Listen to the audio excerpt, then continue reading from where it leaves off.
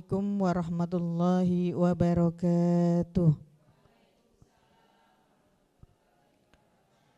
A'udzu billahi minasy syaithanir rajim. Bismillahirrahmanirrahim. Wa aminu bima anzaltu musaddiqan lima ma'akum wa la takunu awwala kafirum bih wa la tashtaru bi ayati thamanan qalila wa iyaya fattaqun wa la talbisul haqqa bil batili wa taktumul haqqa wa antum ta'lamun wa aqimus salata wa ataz zakata wa raka'u ma'ar raki'in. Sadaqallahul azim. Bismillahirrahmanirrahim. Assalamualaikum warahmatullahi wabarakatuh.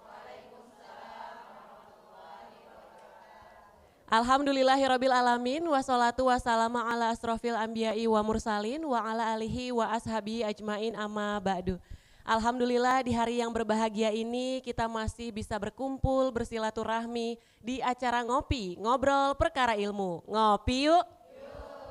Tentu hari ini saya tidak sendiri, sudah hadir di tengah-tengah kita Bapak Ustadz Ahmad Haris Riswanto. Assalamualaikum Pak Ustadz. Waalaikumsalam warahmatullahi wabarakatuh. Kabarnya gimana Pak Ustadz? Alhamdulillah sehat, baik. Alhamdulillah baik. Jamaah ibu-ibu yang ada di lokasi gimana nih Bu kabarnya? Alhamdulillah sehat. Semoga kesehatan ini juga bisa dirasakan oleh seluruh pemirsa Sinpo TV dimanapun berada. Nah pemirsa, topik ngopi kita pada episode kali ini adalah sholat pilar utama Islam. Nah untuk penjelasan lebih lanjutnya kita akan langsung saja mendengarkan. Silakan Pak Ustadz. Baik. Assalamualaikum warahmatullahi wabarakatuh. Alhamdulillahilladzi farada alaina bis-salah. Summassalatu wassalamu ala rasulillah wa ala alihi wa ashabihi wa man tabi'a rusydah amma ba'dah. Jamaah yang dimuliakan Allah dan pemirsa Sinpo TV dimanapun berada, semoga Allah terus melimpahkan kasih sayangnya untuk kita semua. Amin ya rabbal alamin. Obrolan kita di kesempatan yang bahagia ini adalah sholat pilar utama dalam Islam. Ibadah pokok yang termasuk dari rukun Islam setelah syahadat adalah sholat.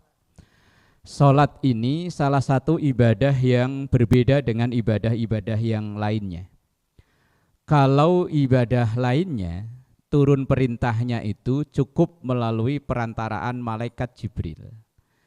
Perintah zakat, Allah perintahkan malaikat Jibril, kemudian malaikat Jibril menyampaikan ke Rasulullah, Rasulullah baru disampaikan ke umatnya.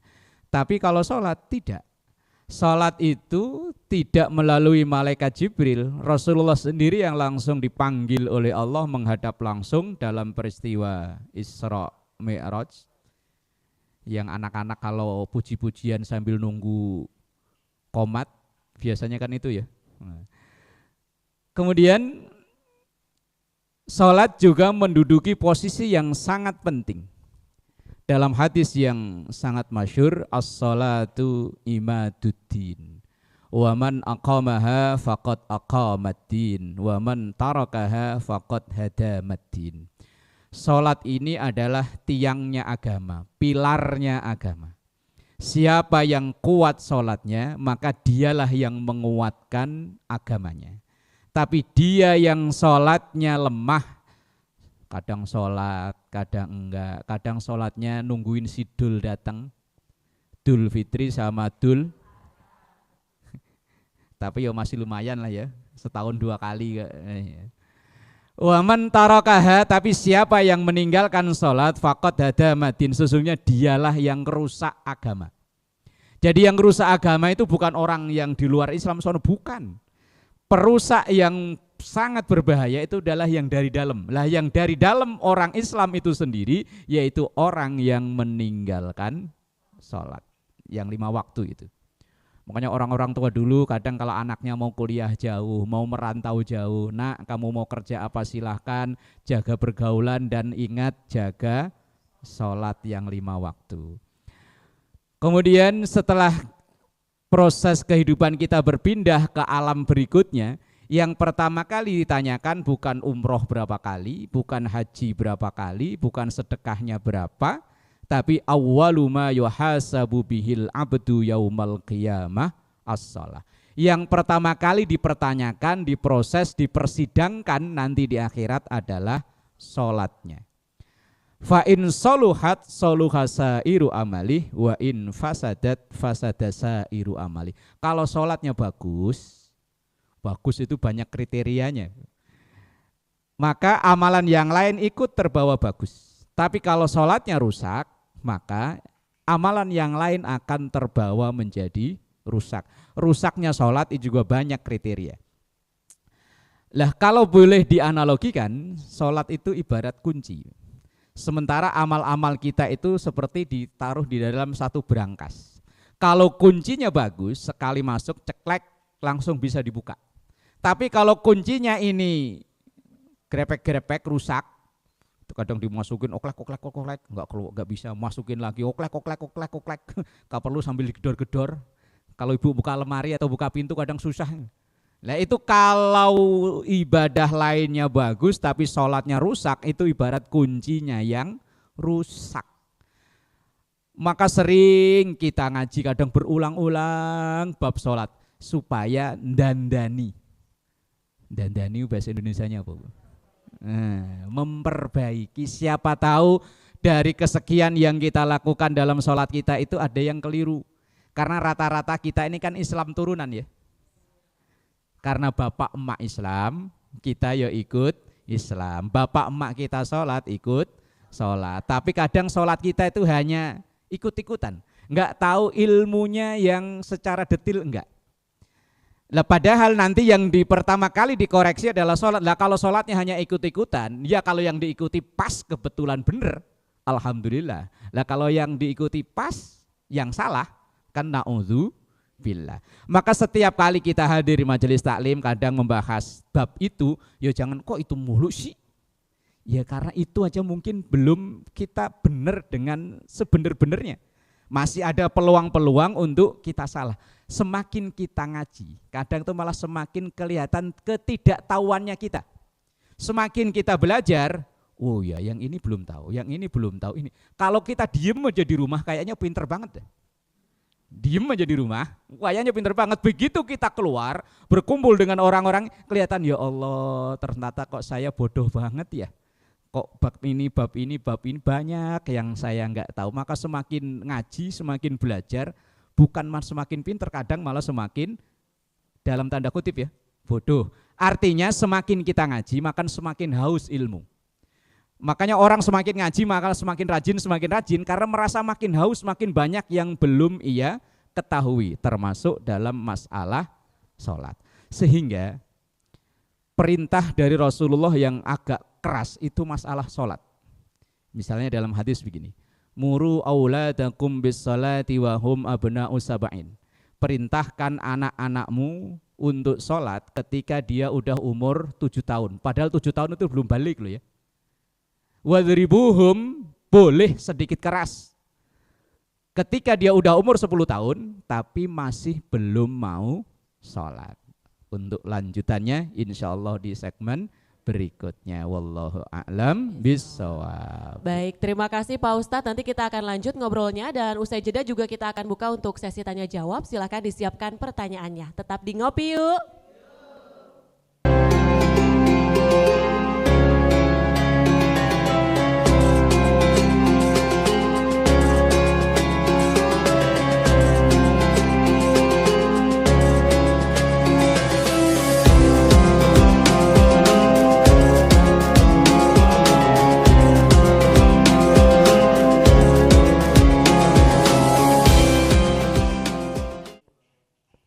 Alhamdulillahirabbil alamin, Anda masih menyaksikan Ngopi, ngobrol perkara ilmu. Ngopi yuk.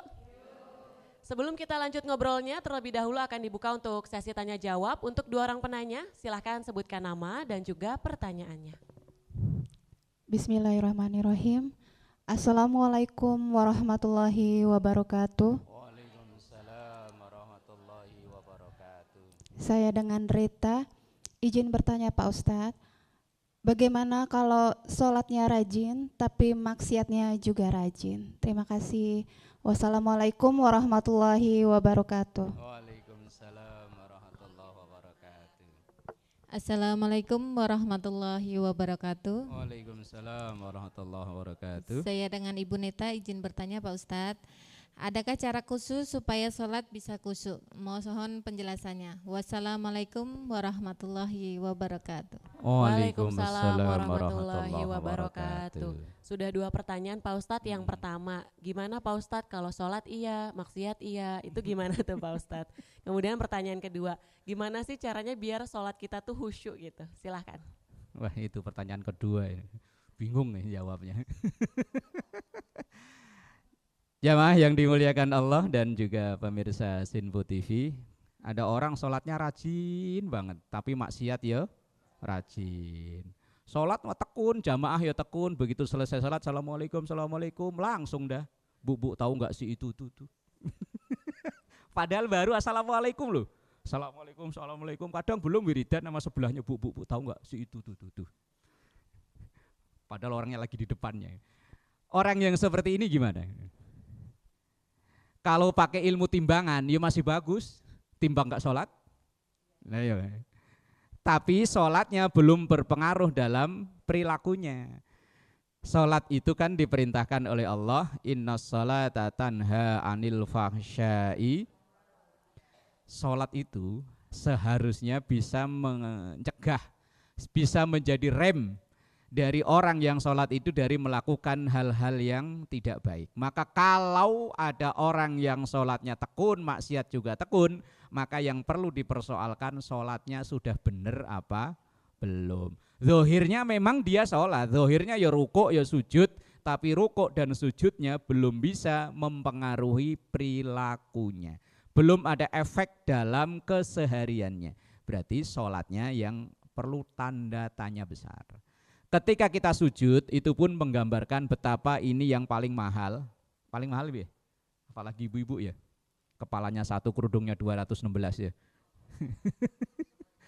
Ini anggota tubuh paling mahal, tapi ketika sujud disuruh sejajar dengan lutut, sejajar dengan telapak kaki. Itu artinya setinggi apapun engkau posisimu, walaupun sebagai pimpinan, sebagai kepala, jangan lupa nanti akan turun ke bawah, di tengah seperti dengkul.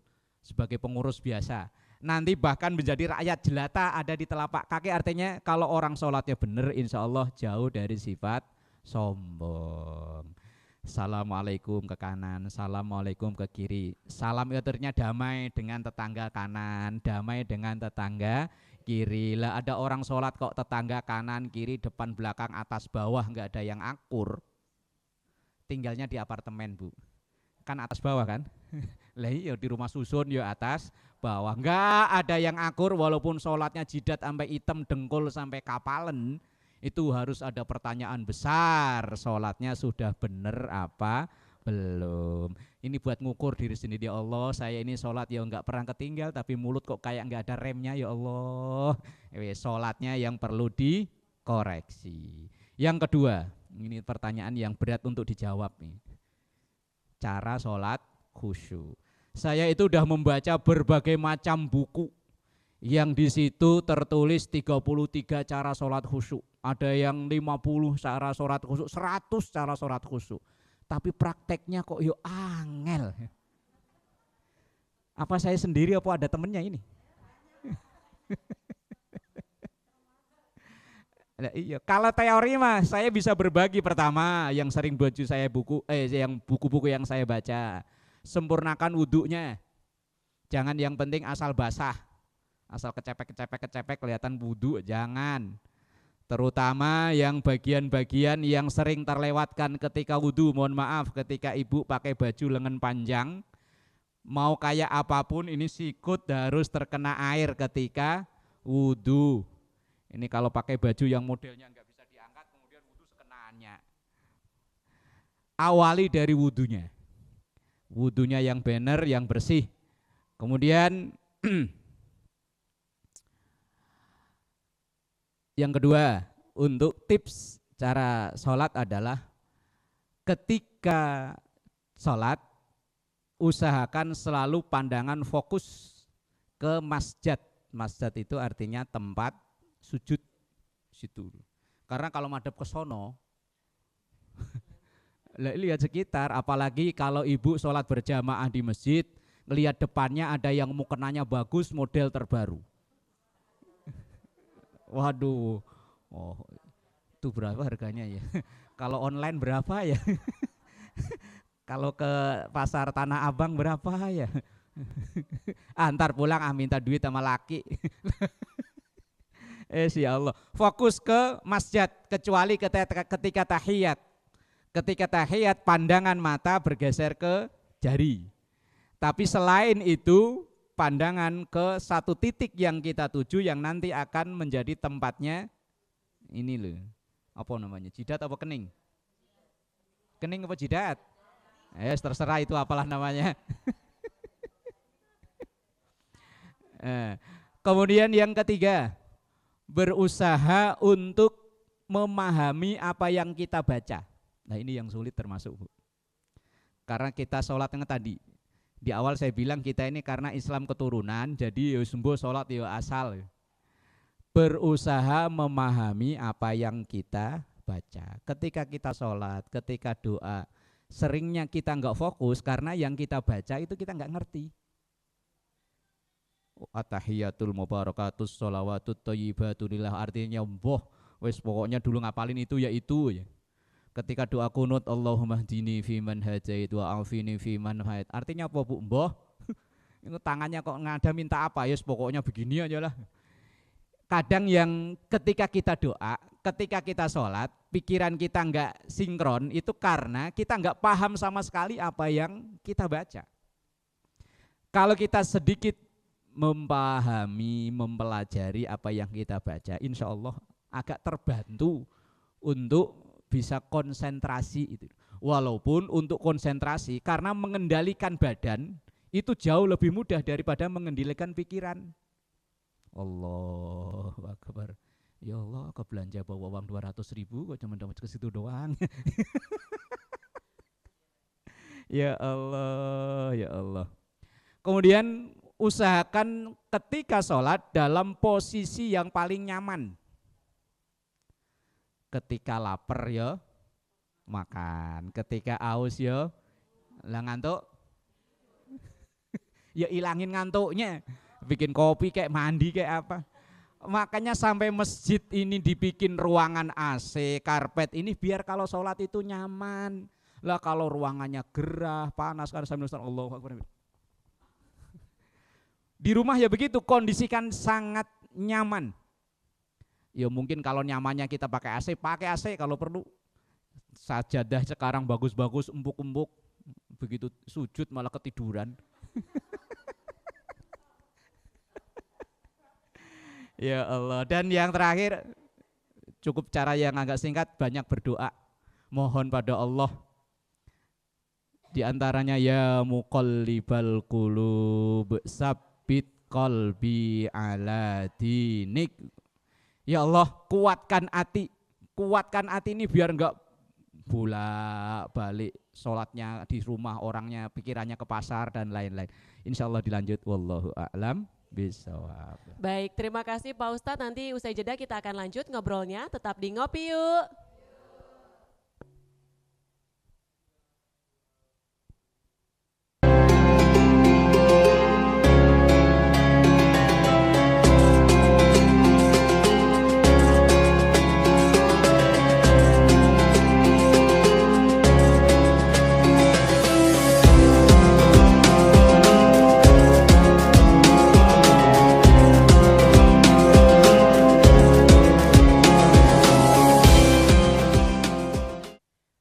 menyaksikan Ngopi Ngobrol Perkara Ilmu bersama Bapak Ustadz Ahmad Haris Riswanto. Setelah di segmen sebelumnya tadi sudah dibuka untuk sesi tanya jawab, di segmen terakhir ini kita akan mendengarkan penjelasan lebih lanjut dan juga rangkumannya terkait topik ngopi kita, yaitu sholat pilar utama dalam Islam. Silahkan Pak Ustadz. Baik, jemaah yang dimuliakan Allah dan juga pemirsa Sinpu TV dimanapun berada, bahwa sholat kita ini adalah tiang penguat agama kita.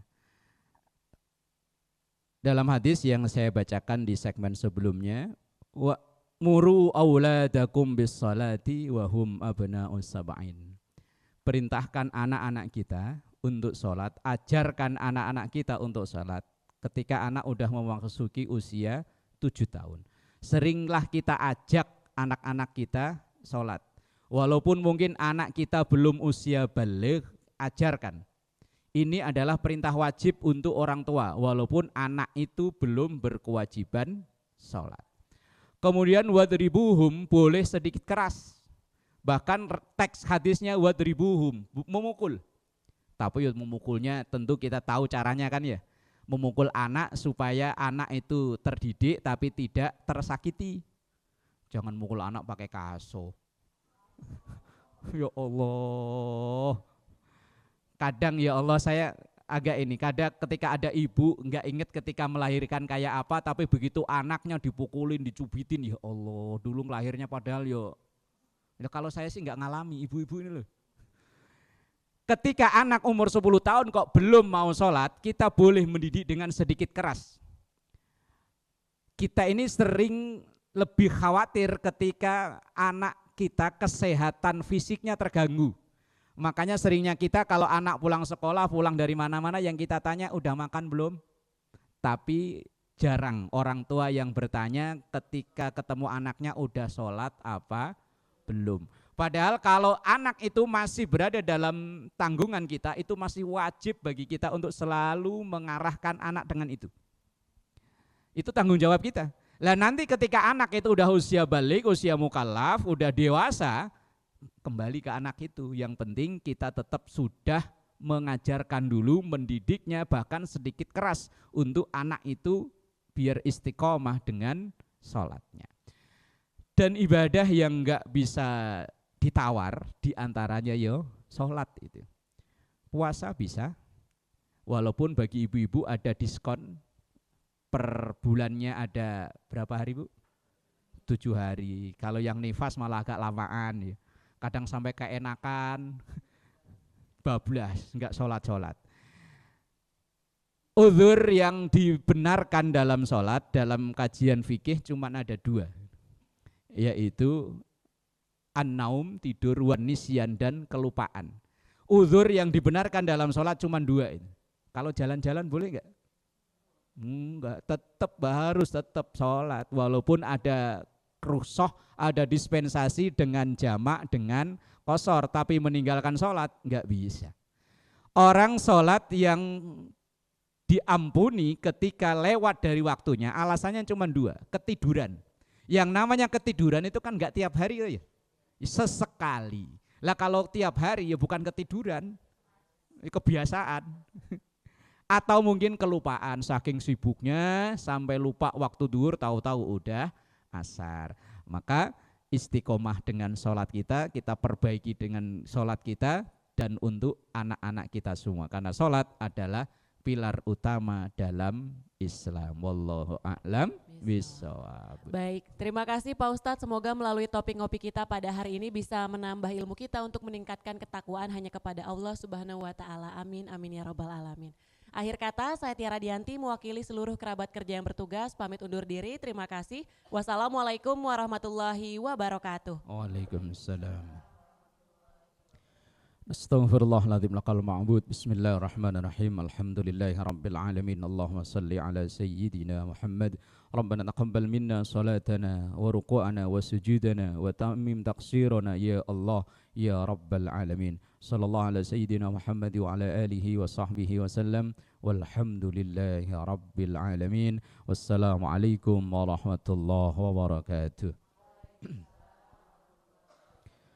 Astaghfirullah رب البرايا أستغفر الله من الخطايا